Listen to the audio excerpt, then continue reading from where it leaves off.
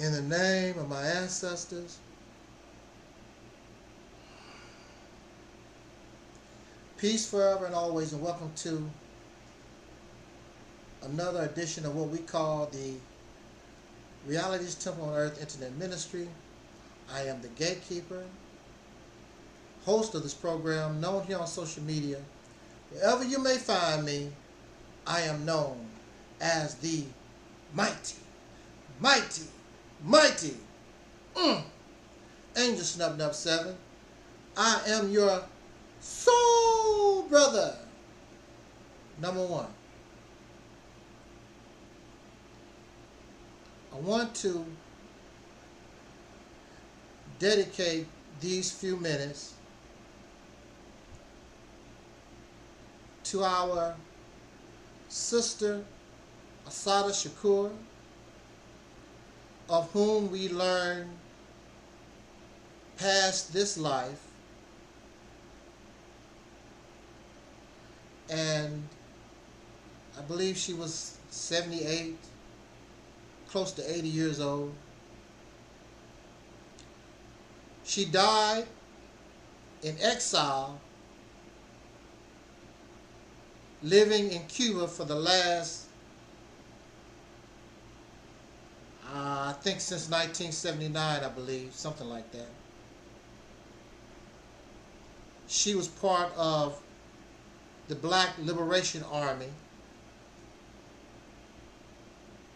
an organization that tried to keep the movement alive after the dismantling of the Black Panther Party, which was one of the last holdouts of the war that we used to call the Black Revolution era, or the Civil Rights Movement, that time period.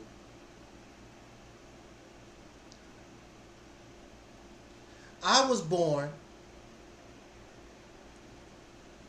towards the end of Jim Crow. And contrary to popular belief, Jim Crow did not stop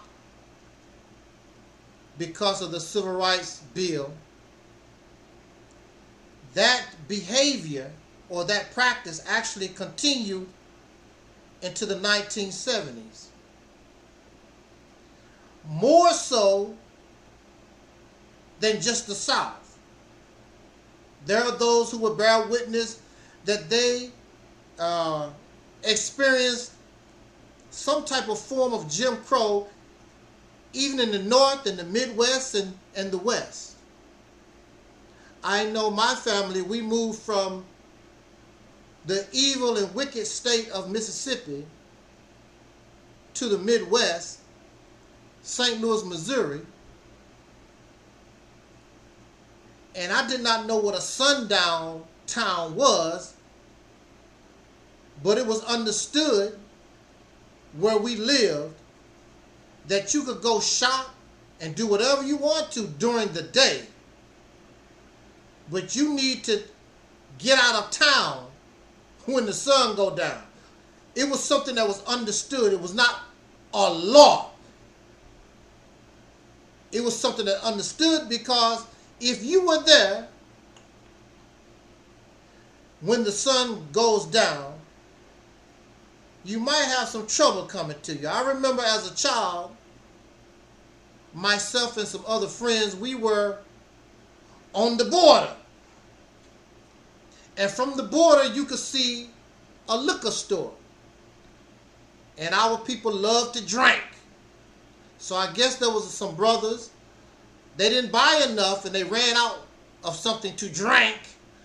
And they decided to, it was right across the border, less than a mile. You basically walk across the border to that store and get you something to drink.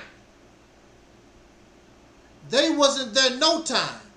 And all kinds of police cars pulled up. What you doing here? I really don't know what happened. It didn't seem like they went to jail or anything, but I know that you are not supposed to be, if you are black, if you are a soul brother and sister, you're not supposed to be on that side of the line after dark. I had no reason to go to that side, so it never was no big problem. But I guess for some black folks, they just got to go where they're not supposed to go. I don't know. Also, when I was growing up in the Midwest, this was not the South, this was the Midwest. I was a child, and many of you know about the tornado drill. Some of you still probably go through the tornado drills, and they teach you to get under the desk and whatever. We did that, and we also did what we call, it was a riot drill. When I was it was the second or third grade, we had to do a riot drill because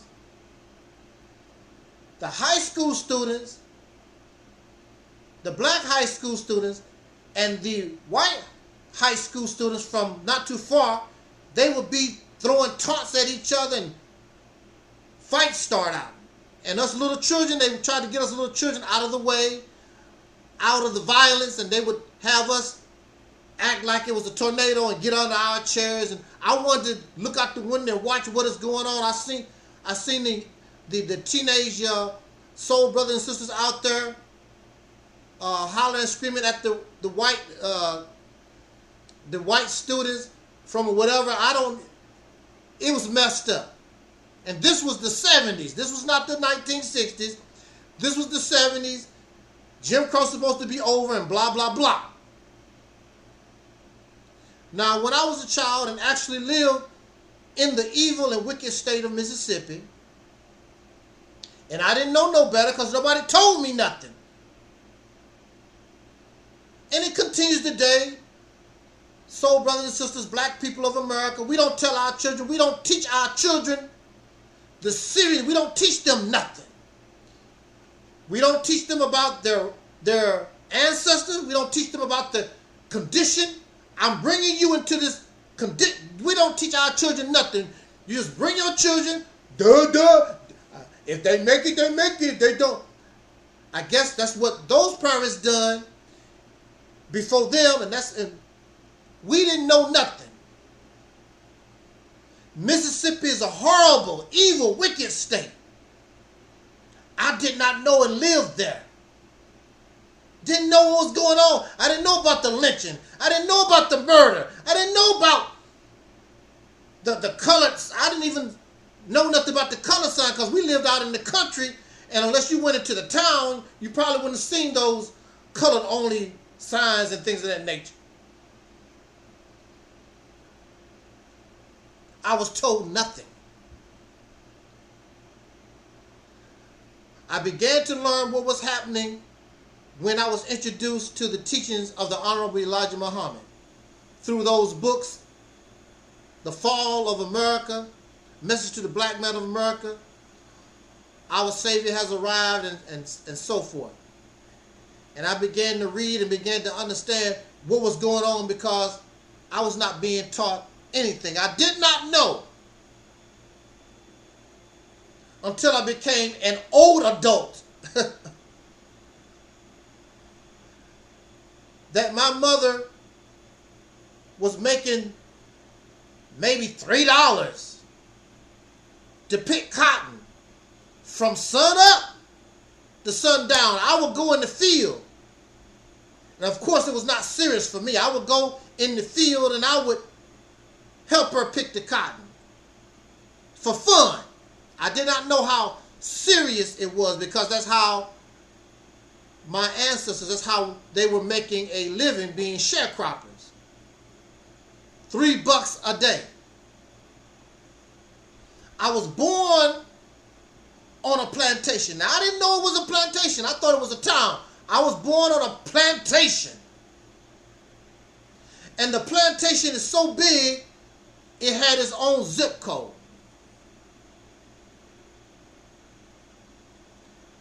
And the town or the name of the plantation was called Slater, but I was told by my elders the correct pronunciation of the town is not Slater, it was really Slaughter, because so many black people were murdered there. And I didn't learn this until I got older. I did not know what was going on. My people didn't tell me nothing when I was a child. Like we really don't tell our children nothing. And that's why they caught up in this web and they think that they are free. They think they part of society and they're not. What they are and what we really are in this nation, we're like feeder fish. And any of you have had an aquarium with large fish, you go out to the pet store and you would buy small, low quality fish because you're going to feed them to your prize fish. And the prize fish are the white people in this country, and we're nothing but the feeder fish. So whenever it's time for them to eat, they just swallow one now and then. And that's what they do to us. No matter how powerful, no matter how rich, no matter who you think you are, they will eat you. Their society will eat you. Michael Jackson was ate up. Prince was ate up. Whitney Houston ate up. Diddy caught up in the mess, ate up. R. Kelly ate up. Bill Cosby ate up, and the list goes on and on. You cannot escape because you're nothing but a feeder. And until you get ate, the feeder fish swim around living life like nothing's going to happen. But they're on the menu. And so the high quality feeder fish, they eat caviar, they drink champagne, and they go out with their white friends until it's time for one of the big prize fish, time for one of them to eat. Some of y'all talk about the Illuminati and the sacrifice. You don't have to go that far. That's why you're here. That was the purpose of our people here. To be the sacrifice. To feed the prize fish to make them fat and healthy for their benefit. You don't have to talk about no Illuminati. That was always your purpose. Our purpose being here. You don't have to talk about no secret sacrifice. It's not a secret. That's the way it's always been until you decide to put an end to it, till we decide to stop it once and for all.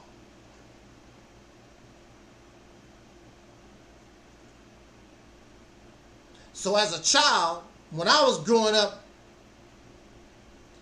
we was made to pledge allegiance to America. When I was a child, before I knew better, just like Sister Assata Shakur, we were programmed to love this country and love the flag. And I would sit back and I would draw the flag over and over again. And I like, even to this day, I'm not going to lie, I like the design of the American flag. What it stands for, no. I think it's a nice flag. The red, white, and the blue and how the star, pretty design. But what it stands for and what it really means in my life and the life of those of whom I come from is an evil and wicked. The red is our blood being shed. It is an evil symbol for us. But the feeder fish, don't make them no difference, because they just live in life until it's time for the big fish to have supper. Then they cry. Oh, why did they do? They supposed to. Why are they discriminating? Why do they do this? Why? Because they supposed to. You'll feed a fish. When it's time for them to eat, right now they're eating. All over the country I heard reports of black men missing. Black men being found lynched because it's time for the fish to feed. And it's going to continue on and on and on until we decide I've had enough. I done stood all I can stand. I can't stand no more. Till you decide, till we decide, I'm sick of it. I'd rather be dead. I'd rather be dead. It's hard to deal with somebody when they're not afraid to die. And that's the problem they began to have in the 60s and towards the early 70s, dealing with a group of people that I don't mind suffering, I don't mind dying. And they inspired others to do the same. That what made them so dangerous. As a child, I refused the Pledge of Allegiance, and the teachers and the principal, the superintendent, these suckers. Boy, you're going to have to, I'm not going to do nothing. I was an embarrassment. None of the black teachers, no adult would stand with me. And this was toward the end. What you scared of? This is toward the end of Jim Crow. A big part of the battle been dealt with. They still scared, like you still scared today. Still scared. Still scared today.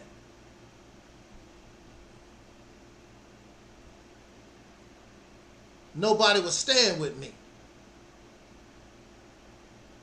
I'm an embarrassment to the school. They sent me to my mother. And my mother, they told my mother, this boy won't pledge allegiance. My mom told them, he don't have to. And she backed me up. I'm doing this, I'm a child, but I really don't know how evil Mississippi was and what could happen to us.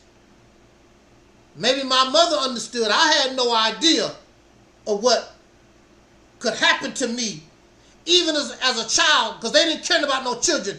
They killed children in Mississippi, in Alabama. The racists don't care how young you are. Care nothing because you're a child. They throw you in jail as a child in Mississippi. They'll beat you up, break your bones in Mississippi as a child. I did not know all these things, but I was upset because I did not know how we were being treated in Mississippi. One thing that must be understood here, and the reason of why I would never make mockery, I would never demean none of our brothers and sisters who was trying to fight, regardless to their method, non-violent protests or whatever it was, whatever they chose to do, I'm not going to demean nobody. You're not in a position, I'm not in a position to judge nobody, because your happy ass ain't done nothing.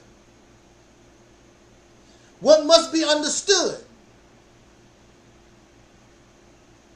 in the 1960s and the early 70s, when you look at Dr. King and you look at Malcolm and Huey P. Newton and H. Rap Brown and Fannie Lou Hamer, all our people, a lot of them was basically children. College students. They were young. They don't know nothing. They don't know nothing about a revolution. They don't know nothing about who they dealing with. Have no idea. They have no idea how wicked and the levels of evil that this government would put upon them. They had no idea.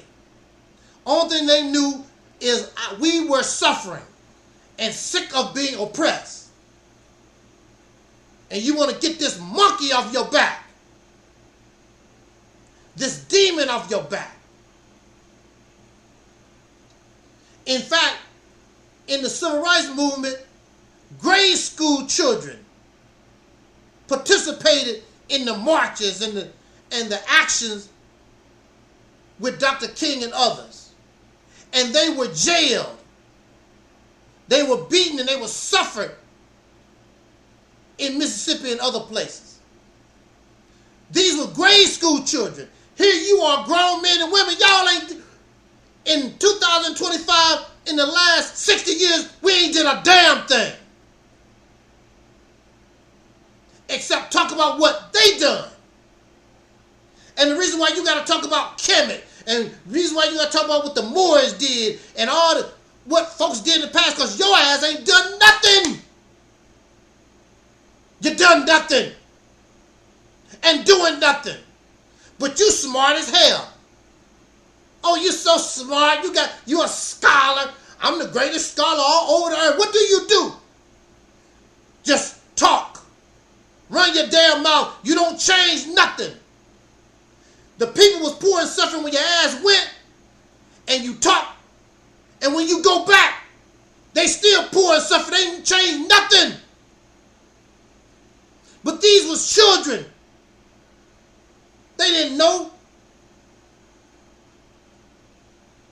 And you don't have to deal with an enemy like the way they had to do for talking.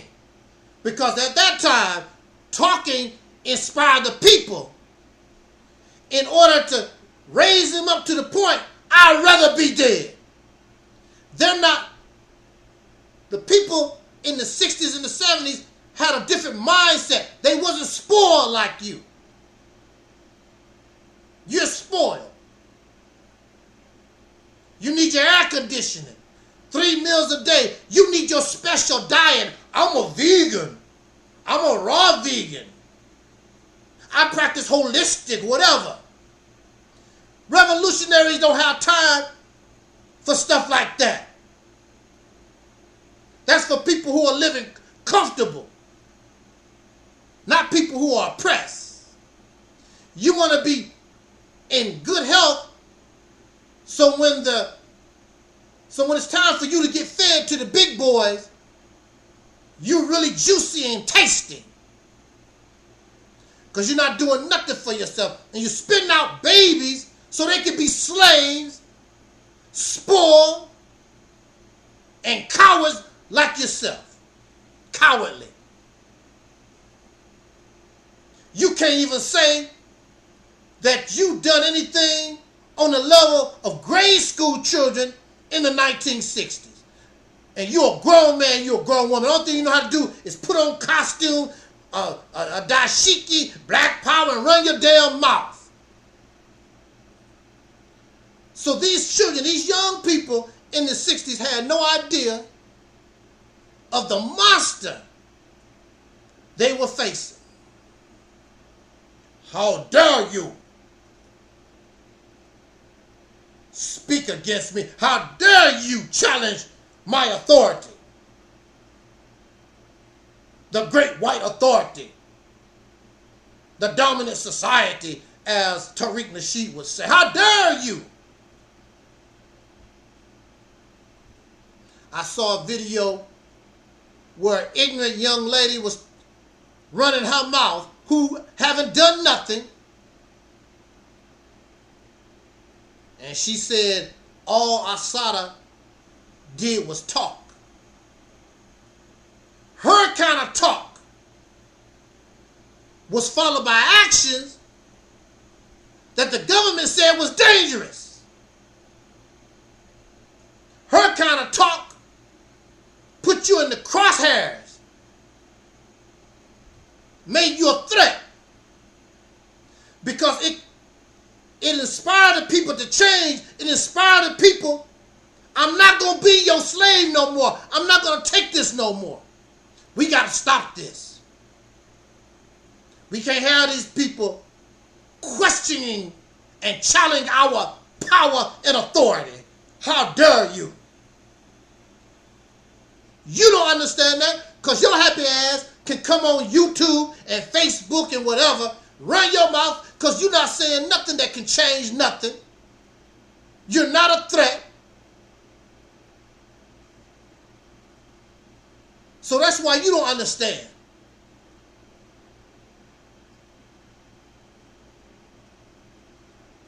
The words from this ministry is a threat.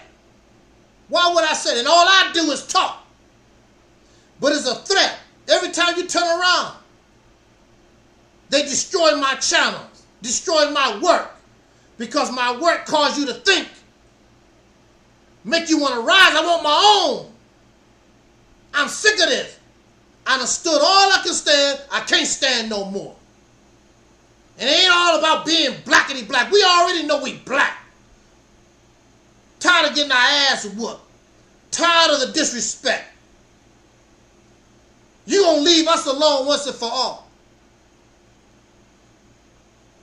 I gotta be a threat. The words that come from here gotta be a threat. The mindset that come from here gotta be a threat. Over 100 channels destroyed on YouTube. Over 30 destroyed on Facebook. And Facebook just did that this year. Just started. Facebook did not bother me. But I guess it was something I said about Kamala Harris. They began to flag all my work. Facebook, Mark Zuckerberg, whatever his damn name is.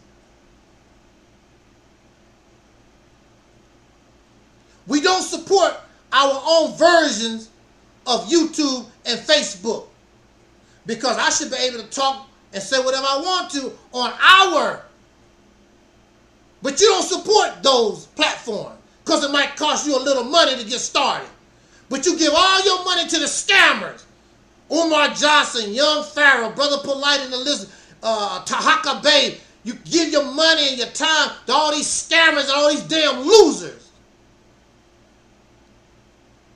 You could have your own functioning version of Facebook and YouTube, and you don't have to worry about them flagging you down and have to worry about, you can say, you don't have to be politically correct.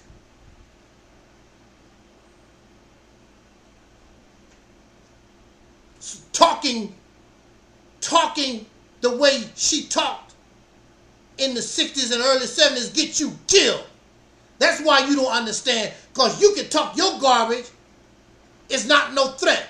They're used to it. Call them a peck of wood, call them a pig, call them, oh, the white man's the devil. They don't care about that stuff no more. You still doing the same thing that our young people did in the 60s and 70s, and they were able to stop them. And they destroyed them, and you're doing the same thing. That's why you don't progress. Those of us who come after them, it may take a while, but we should be able to look at what they've done, their success and their failures. We should look at these things and be able to say, okay, they did that wrong. We're going to try it this way. They were successful with that. We're going to bring that back.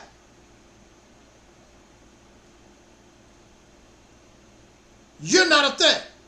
You good boys and girls. You good. I don't care how much you scream black power and Assata, Ashe, Hotel, and all. You ain't no damn threat. Because if you was a threat, they be throwing your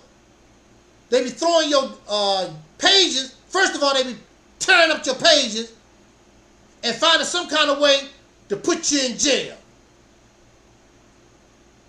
and murder you. Your talk do not inspire appropriate action. So since it's just entertainment. And they know that. You're not no threat. They don't talk about, they don't talk about pro-blackness. I've never heard Donald Trump not one time talk about, well, you know that those pro-black folks out there, they did for a little while. They was getting some concern. But then they was like, woo! Only thing they wanted some cash out. Let them make money on YouTube.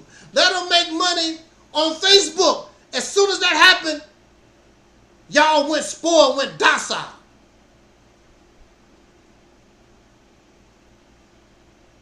Because now you can make make some chump change on Facebook. You really don't talk the way you need to talk. Because if you talk the way that I'm not talking about these veiled threats and all this old bullcrap. I'm talking about if you talk the way you need to talk, the way I talk here.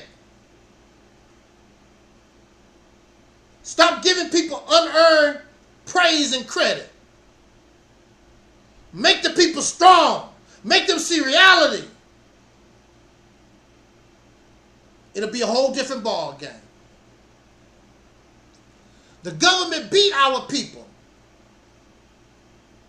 by the assassination of some of our strongest figures and putting our people in jail. Then they gave you crumbs. Gave you some butter biscuits, as they say. Yeah,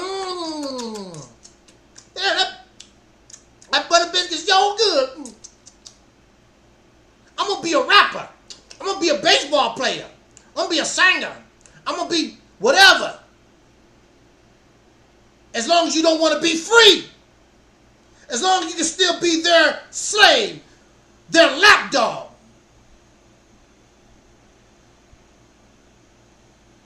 You got these crumbs and stop fighting. The revolution is over. How the hell is the revolution over and you're still slave? But they gave you these crumbs. Jesse Jackson took his crumbs. What's his name? Andrew Young got his crumbs. You know, all these folks, gave them their little crumbs. It's all over. And you don't learn nothing. You have no imagination. You have no creativity. You don't know what to do. The last 60 years, nothing. Million Man March produced nothing. Make a statue to Dr. King. That's nothing. Useless symbolism.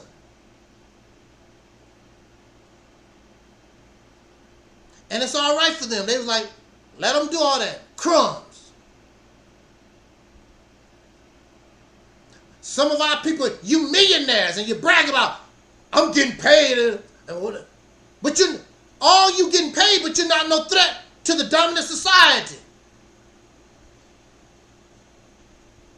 That's the reason why they allow you to make your money. That's the reason why they allow you to do what you do, because you're not no threat.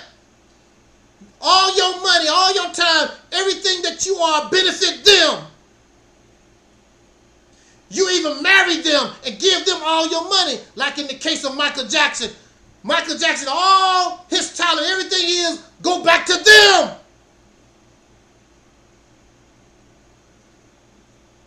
And now you're docile. Because of some crumbs, you're docile to this day. And you want to feel like Assata Shakur. You want to feel like Malcolm. You want to feel. I want to feel. And pretend you like those in the 60s and 70s. If you walk in their footsteps, you be catching the hell that they caught. But you're not catching the hell that they caught. Just give you some cash out and your ass will shut up. Give you some booty, you'll shut up. A pack of cigarettes and a soda, you'll shut up. Those that come after.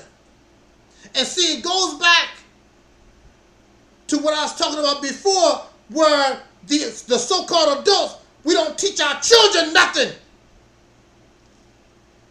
And the children look at slave life like this is how it's supposed to go. This is our position. They don't understand. They don't know nothing. Then they get hooked on drugs and spit out babies they cannot take care of, and just a waste of life. But whatever life they have, it benefits the slave master and his children, not our community. And many of our boys end up talented boys, because if you can sell drugs and you can make a business out of drugs and criminal activity, who knows what your potential would have been if somebody had directed your brain, directed you in an appropriate manner so that you can help your people and help yourself.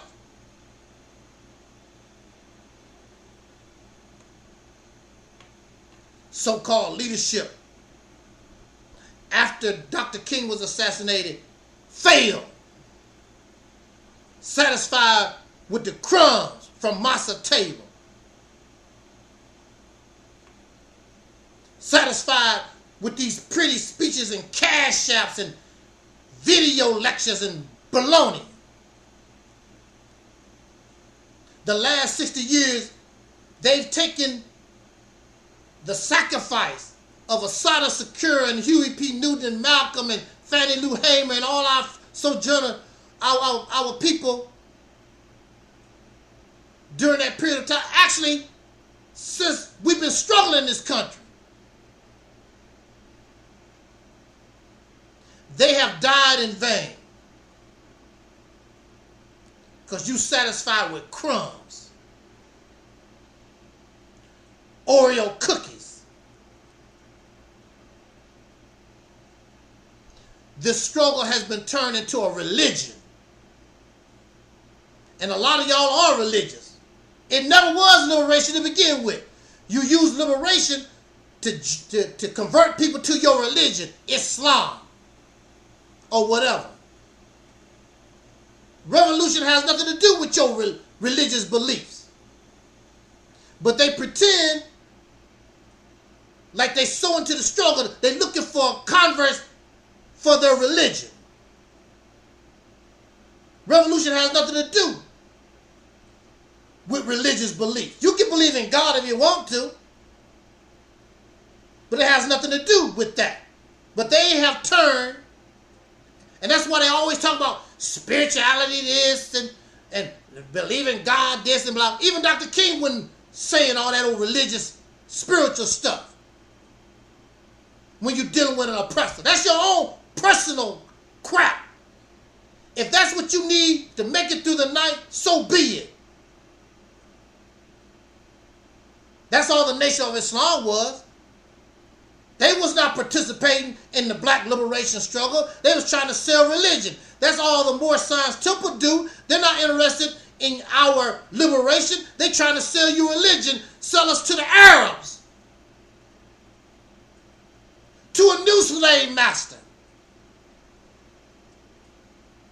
And so now our sister, Assata, Shakur, the god auntie, godmother of Tupac Shakur, may he rest in peace also,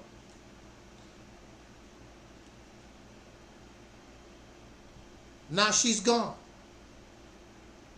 In 2018, this ministry, we presented to the public for years something that we call Operation Exodus Mississippi Campaign. One of the proponents of within the proposal was seeking the release or the bringing our people from exile like Assata back to the United States so they can live their lives out, the rest of their lives out in honor with dignity. Not only her, but other brothers and sisters who might be in exile, and certainly the ones that's locked up in jails right now, all across this country.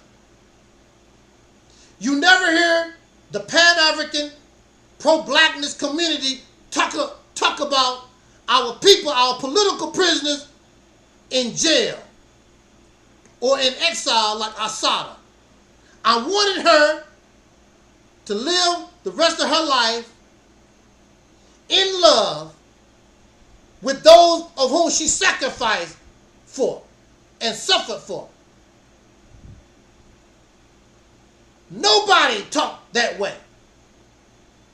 Give me a cash out. Usually when our people get free, people from other countries come and help them get out of jail, help them get free and do something for them. We don't never do nothing for our people to help get them out of incarceration. I know nobody didn't do nothing for me. Then when I get out, will you donate to my cash out? Bean pie, my brother? You don't get the hell out my face. And you wonder why I feel the way I feel about all this black conscience, black nonsense. You're not real. Bunch of frauds. Turn everything into religion and mumbo jumbo. You're not real. And the powers that be know that you're not real. That's why they don't bother you. That's why they don't take down your channel. That's why they don't harass you. That's why they don't suspend your channel. They don't do nothing. They know that you're happy with the crumbs off the table and begging. A bunch of beggars. That's all they do. Donate to my PayPal. Donate to my Cash App. The last 20 years, what have they done with the Cash App? What have they done with the PayPal? Take care of their ragged-ass family. Pay their own personal bills. They don't do nothing for the community at all except run your mouth.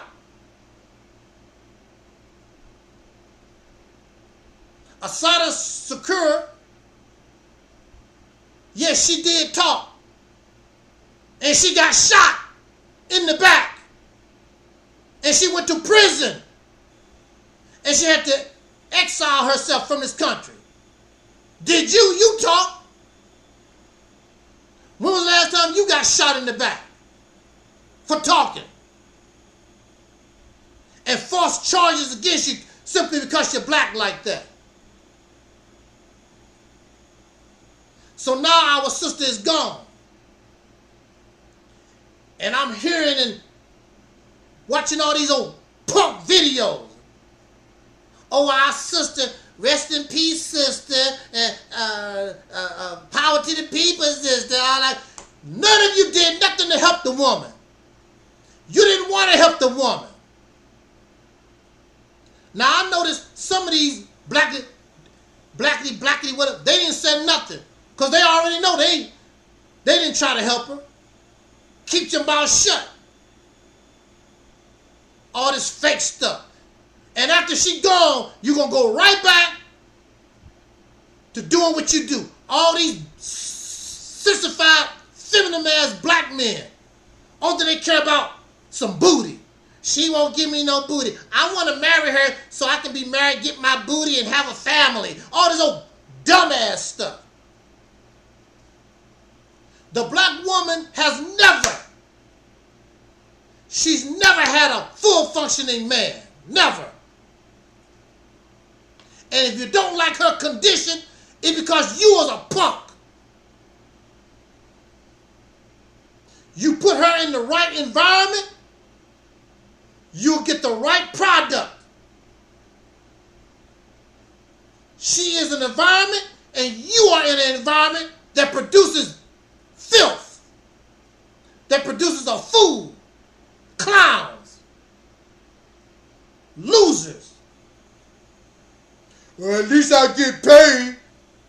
At least I get paid. You don't control no resources. You control no water, no electricity, no gas, no nuclear power.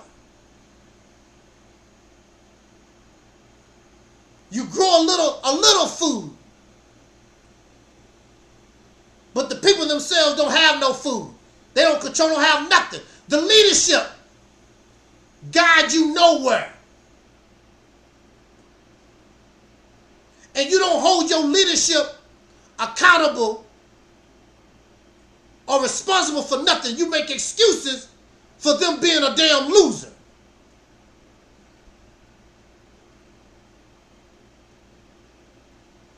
Black women, you don't ask your man to stand up and be a man. As long as he cute, I get paid. You don't ask him to do nothing. I'm not going to have no babies for you until you produce schools for my children. I'm not going to have babies for you until you produce milk for my children and corn for us to eat. Roads to put out our cars that we build on.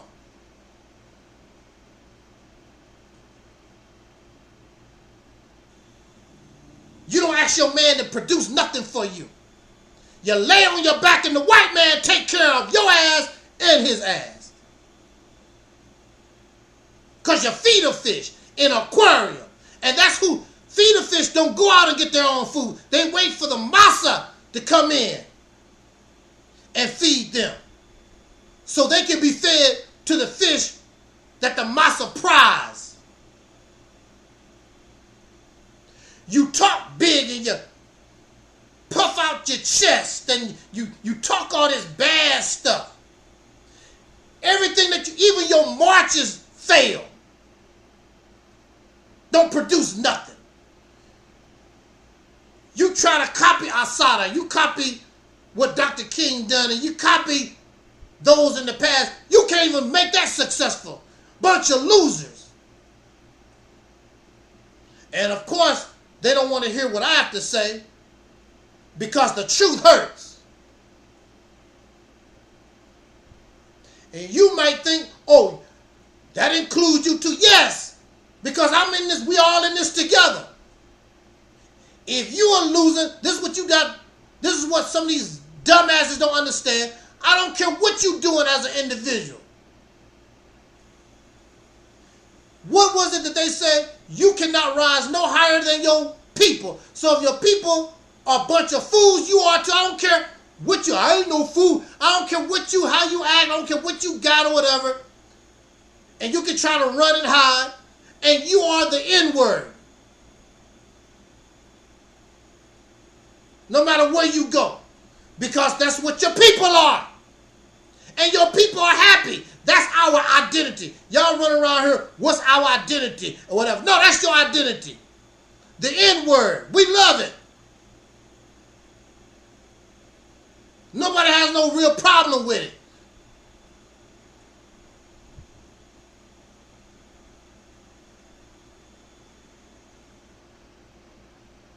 Assata Shakur,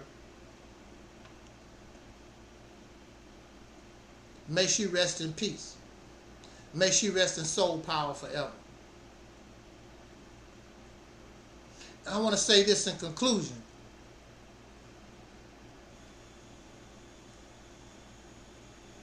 Running and hiding from reality is not going to get you nowhere. You've been doing it for 60 years now. And you can block me. I could die tomorrow. It's not going to change nothing. Because the enemy know what you are. And you know what you are. Nothing's going to change till you change the condition yourself. When you can say, I'm sick of it, this not going to, I done stood all I can stand, I cannot stand no more. This is not life for me and my children. Okay, you got me. You used me. But I'll be damned if my future generations are going to suffer the same thing. That's what Assata, that's what Dr. King and our people in the 60s and 70s, that's what they was going for. You got me. But I'm not going to pass this down to the next generation. The reason why I can talk and be who I am is because of their sacrifice, their death, their sacrifice, their suffering. And I understand I have to do the same thing. But if you don't listen, if you don't change your ways, it's not my fault. But I can go to my grave and I can say to myself, at least I tried to tell her. When you see something don't work, even a rat, you can put a rat in a trap. And that rat would try all kinds of ways to try to get out of the trap. The rat is not going to just do one thing. You are a human being. You don't understand that concept. You stuck on stuff that did not work. You stuck on things because they sound good, but you're still in the trap. You're still in the well getting your blood sucked. And you happy because while you're in the trap, while you're in the well, somebody is throwing you some butter biscuits with different flavors. Barbecue flavor, sour cream and onion, whatever flavor. You love your drugs and you love your alcohol. And you love your pornography. You love your irresponsible sex life. You love your cocaine and your nasty, filthy movies and music. You love the ways of your massa.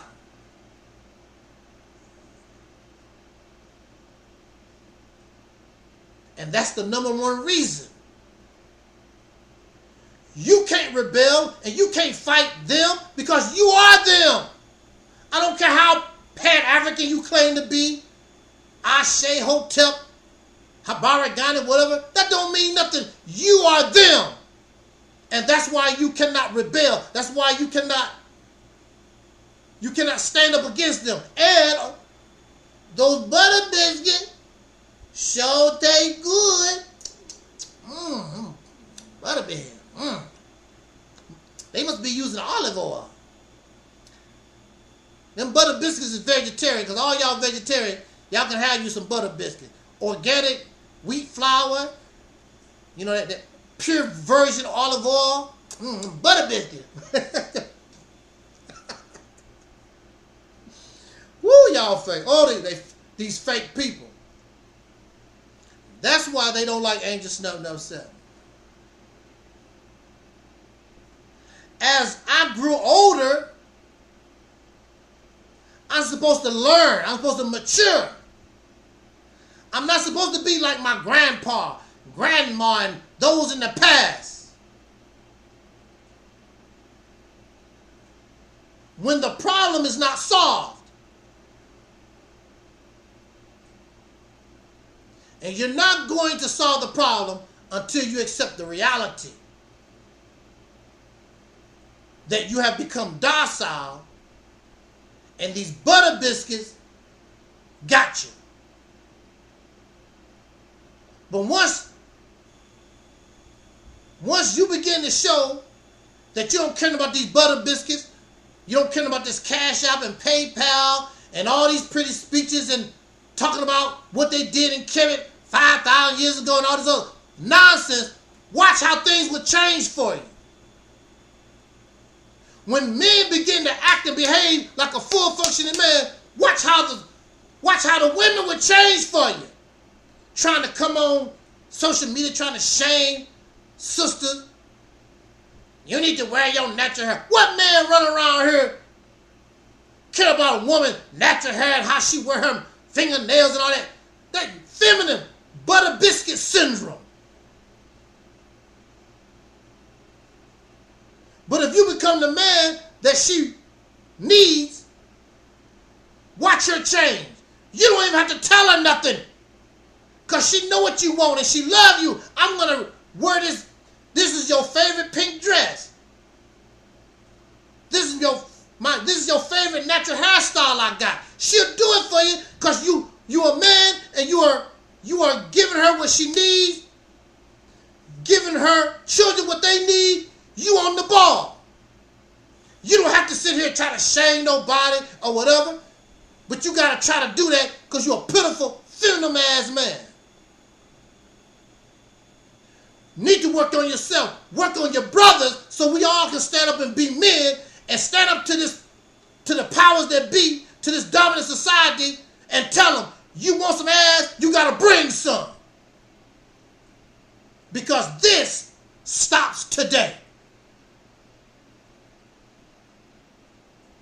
And if they could be here with us, our sister Assata